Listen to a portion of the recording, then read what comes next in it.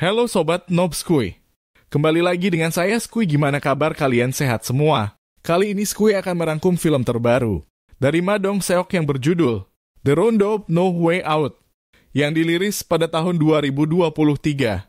Dalam ceritanya, Ma Seok-do akan melawan jaringan narkoboy yang cukup besar dan melibatkan para yakuza yang paling kejam. Film ini sangat seru dan menegangkan. Oke, sudah tidak sabarkan. Langsung aja ke ceritanya. Cekidot. Bentar dulu. Skuy lupa. Jangan lupa klik tombol subscribe dulu dan loncengnya. Oke, lanjut. Di awal film kita diperlihatkan dengan seseorang pria bernama Ju Seung. Merupakan polisi korup Korea dan selalu berbisnis narkoboy dengan salah satu anggota yakuza bernama Tomokawa. Di malam itu Tomo sedang menyiksa seorang polisi yang diketahui sedang mengintai dan menyelidiki kasus narkoboy. Dan dia adalah Kyung-sik. Karena itu polisi itu sudah mengganggu bisnisnya. Maka dari itulah Ju Seung pun memutuskan untuk membunuhnya dengan besi linggis sampai meninggoy.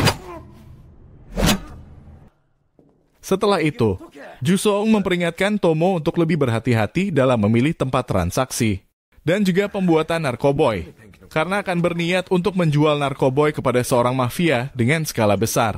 Kemudian Toma menyuruh anak buahnya untuk membungkus polisi yang tadi dibunuh dengan plastik dan membuangnya ke laut.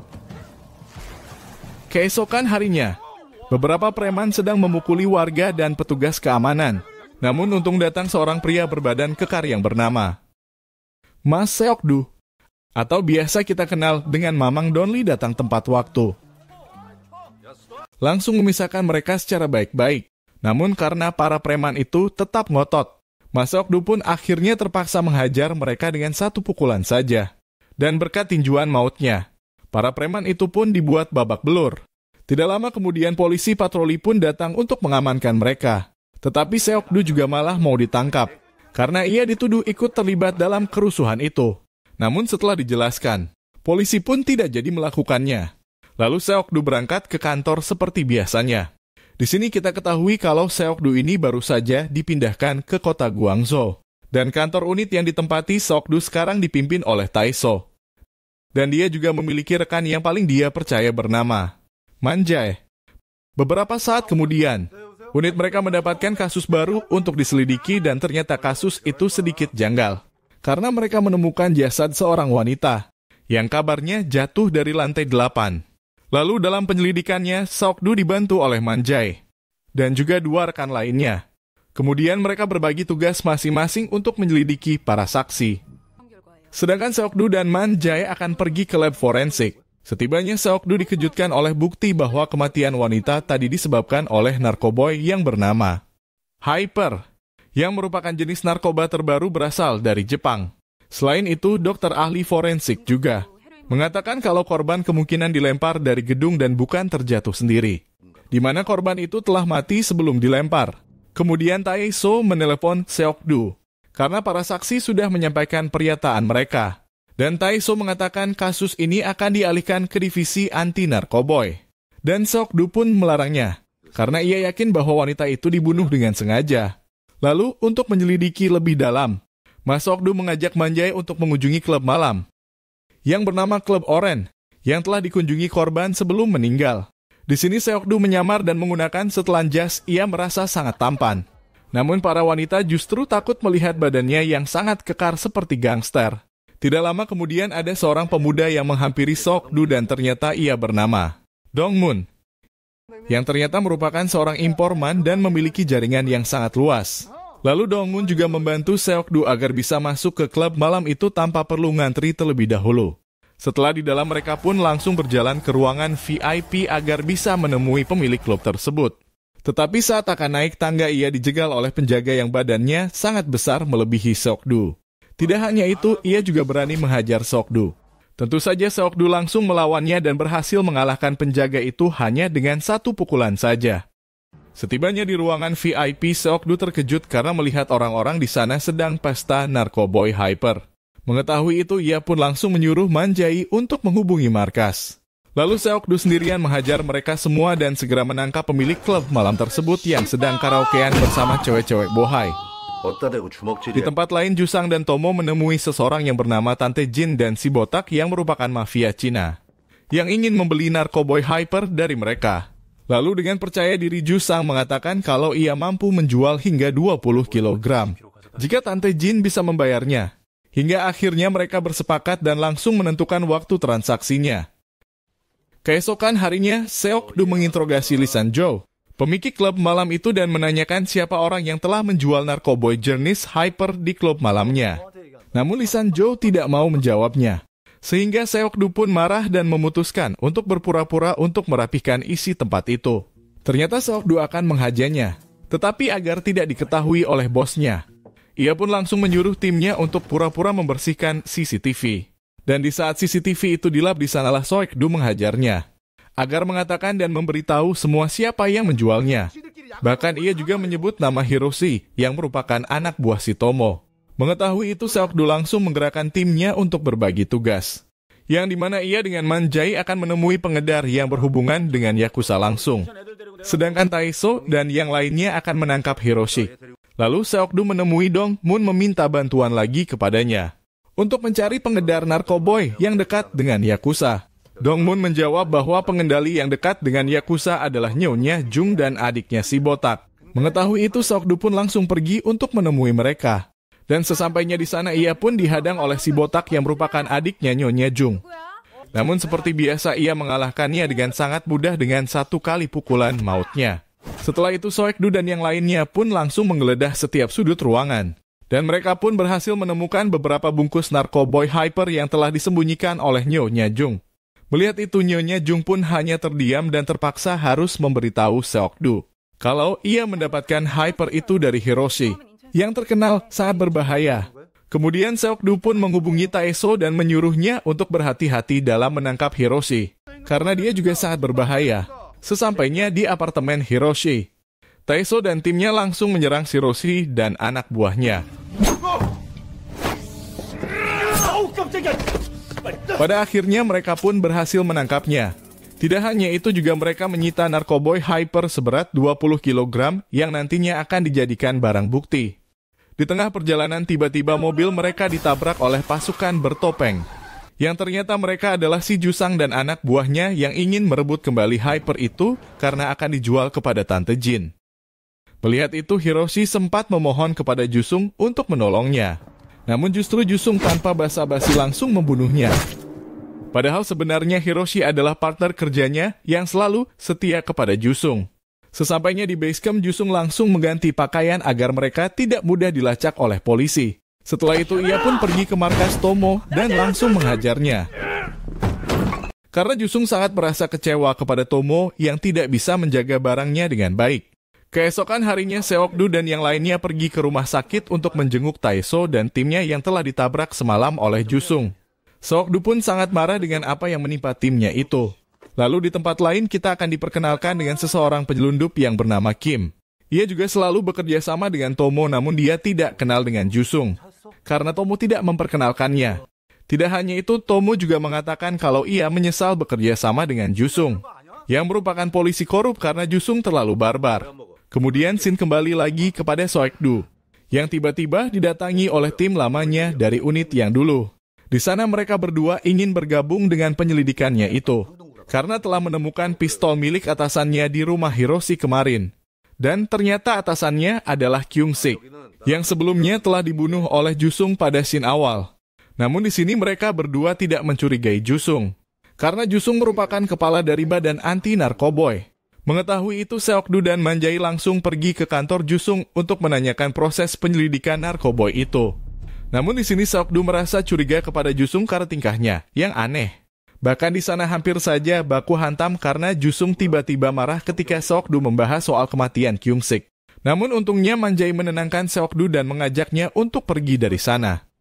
Di perjalanan pulang, Seok-du menelpon timnya untuk menanyakan siapa orang yang mengetahui banyak pengedar narkoboy di wilayah sana. Lalu rekannya menjawab bahwa ada salah satu anak gangster yang mengetahui semuanya. Dan ternyata ia bernama Chorong. Hingga akhirnya Seok-du pun langsung pergi ke tempatnya.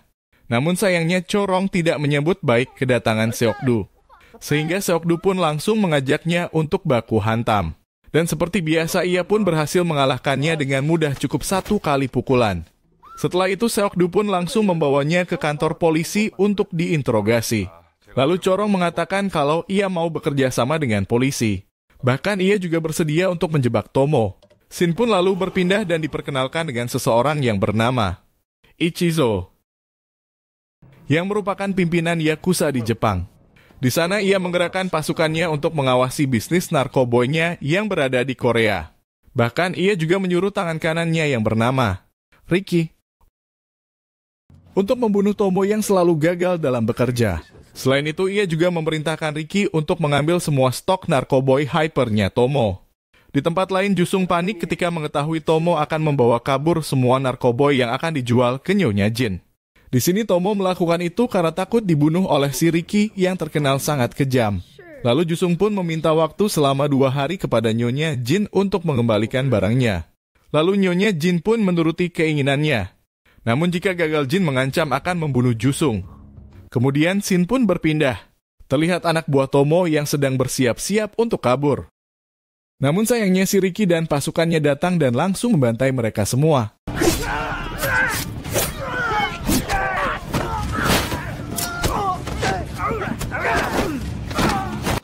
Tetapi di situ Ricky tidak menemukan keberadaan Tomo, maka dari itulah ia pun menggerakkan pasukannya untuk mencari si Tomo di setiap wilayah Korea.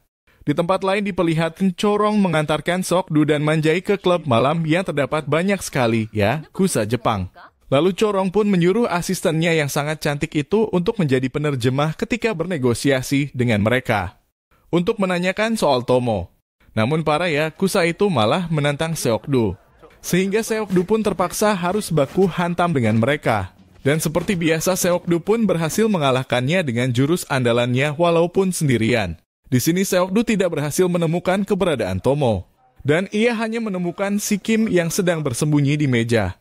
Di situ Seokdu pun langsung menginterogasinya soal keberadaan Tomo, lalu Kim pun memberitahukan lokasinya. Dan sayangnya Tomo telah dibawa oleh anak buahnya Ricky dengan kondisi yang sudah babak belur. Mengetahui itu Seokdu pun langsung mencari dan menghadang mobil mereka untuk menangkap si Tomo. Namun si Ricky yang ingin langsung kabur tanpa basa-basi lagi langsung menabrak Seokdu sampai terpental. Untungnya Seokdu tidak apa-apa karena dia ototnya kawat tulang besi. Setelah berhasil menangkap si Tomo, Ricky pun langsung menginterogasinya untuk menanyakan di mana penyimpanan stok hyper. Namun si Tomo tidak mau memberitahukannya. Sehingga si Ricky pun marah dan langsung membunuh si Tomo dengan sangat kejam. Setelah itu Ricky menargetkan untuk membunuh Jusung karena ia mengira kalau hyper berada di tangannya. Keesokan harinya Jusung terkejut melihat kondisi si Tomo yang sudah tidak bernyawa. Di tempat lain diperlihatkan lagi Seokdu yang sedang menginterogasi lagi Kim untuk menanyakan soal pelaku yang telah menabrak Taeso dan timnya. Mendengar hal itu, Kim pun menjawab kalau pelakunya bukan dari Yakuza melainkan orang lain dan orang tersebut adalah Jusung. Lalu ia juga menganggap kalau Ricky telah diutus untuk mengambil narkoboy jenis hyper yang akan dijual oleh Tomo dan Jusung. Namun di sini Kim tidak mengetahui sosok Jusung karena ia belum pernah bertemu dengannya dan hanya tahu namanya saja. Di situ Seokdu pun memutuskan untuk menangkap Jusung beserta semua anggota Yakuza yang ikut terlibat dalam bisnis narkoboy tersebut. Kemudian Seokdu dan timnya pun menggeledah pabriknya Kim untuk mencari informasi. Namun sayangnya mereka tidak menemukan apapun di sana. Di tempat lain polisi berhasil menemukan mayat Kyung-sik di laut. Pada malam harinya Jusung menyuruh anak buahnya untuk mencari persediaan narkoboy di markas Tomo. Tetapi sialnya mereka malah bertemu dengan Ricky hingga akhirnya anak buah Jusung dibantai olehnya.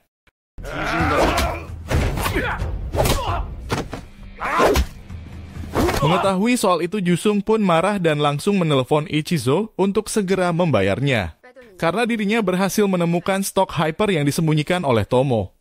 Mendengar hal itu, Ichizo pun langsung tertawa. Karena ia adalah pemilik asli hyper dan tentu saja stoknya pasti masih banyak. Di sini Jusung semakin kesal telah melanggar perjanjian dengan Nyonya Jin, yang seharusnya dia sudah membawa hyper kepadanya. Akibat melanggar janjinya, ia pun disiksa di sana. Namun Jusung tidak terima lalu ia berusaha melawannya hingga akhirnya Jusung pun malah berhasil mengalahkannya. Setelah itu ia pun meminta waktu lagi kepada Nyonya Jin dan berjanji akan segera mendapatkan Hyper. Scene pun lalu berpindah kepada Seok-du dan Man-jae yang semakin curiga kepada Jusung. Lalu mereka pun langsung pergi ke kantor Jusung untuk mencari tahu lebih banyak. Namun karena orangnya tidak ada, Seok-du pun mencoba menanyakannya kepada asistennya Josung. Tapi orang itu malah membentak sehingga akhirnya Seok-du pun mematahkan jari telunjuknya. Sepulangnya di kantor Jusung, Seok-du mendapatkan informasi baru dari Kim yang menduga kalau stok Hyper disembunyikan di sebuah kapal. Mendengar hal itu, Seok-du dan Man-jae langsung bergegas pergi ke dermaga. Tetapi sayangnya anak buahnya Ricky sedang menjaganya sehingga pertarungan pun terjadi di sana.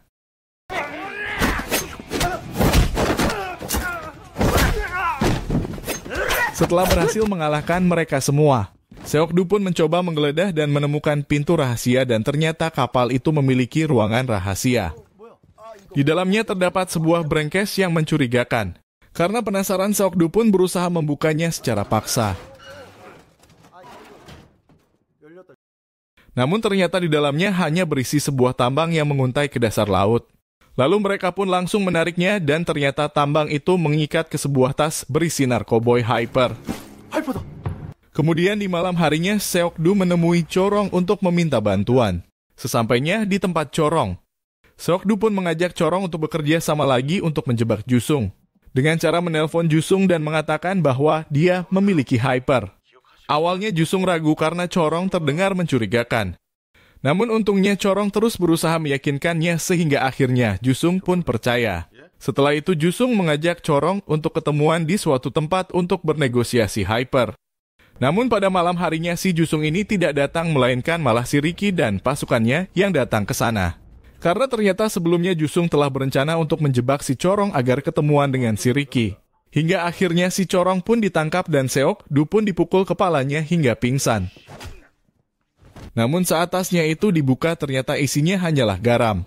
Ternyata Hyper yang asli masih disimpan oleh Man-jae di dalam mobil. Mengetahui hal itu Ricky pun merasa ditipu oleh Seok-du dan Chorong. Lalu Jusung berhasil menemukan Man-jae dan langsung merebut tasnya yang berisi Hyper itu. Ia juga menyuruh anak buahnya untuk membunuh si Man-jae dan teman-temannya. Sedangkan ia akan kabur, namun untungnya Tae-so datang sambil membawa pasukan tetapi Jusung yang licik berhasil selamat dan kabur. Kembali lagi dengan Ricky yang sedang membawa pergi si Chorong dan juga Seok-du yang masih pingsan. Lalu di sisi lain Man-jae harus berhadapan dengan anak buahnya Ricky. Setelah sampai, Seok-du pun disiksa habis-habisan oleh anak buahnya Ricky agar mau memberitahu di mana tempat Hyper disimpan. Namun tiba-tiba Jusung menelepon Ricky sambil memamerkan Hyper yang baru saja ia curi. Mengetahui hal itu Ricky pun berencana untuk menghentikan si Jusung. Di sini Seok-du juga tidak mau tinggal diam dan ia langsung membantai beberapa anak buahnya Ricky. Melihat hal itu Ricky pun memerintahkan panglimanya untuk duel dengan Seok-du.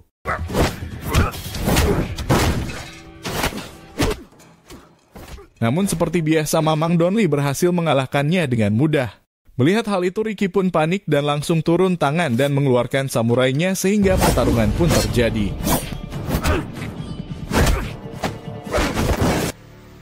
Dan pada akhirnya Ricky pun meninggoy.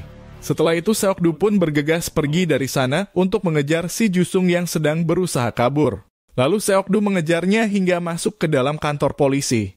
Di sini ternyata Seok-du sebelumnya telah menyimpan alat pelacak di dalam tas yang berisi Hyper. Maka dari itu si Jusung mau tidak mau ia terpaksa harus baku hantam dengan Mas Seok-du, alias Mamang Donli. Namun pada akhirnya tetap saja Mamang Donli lah pemenangnya karena terlalu barbar. Setelah kejadian itu Seok-du pun dan timnya merayakan kemenangannya dengan cara pesta mabok. Di akhir film terlihat Mas Seok-du alias Mamang Donli menemui teman lamanya, yaitu Jang Isu. Dan film pun tamat sampai di sini. Mantap sekali filmnya Sobat Nobskuy.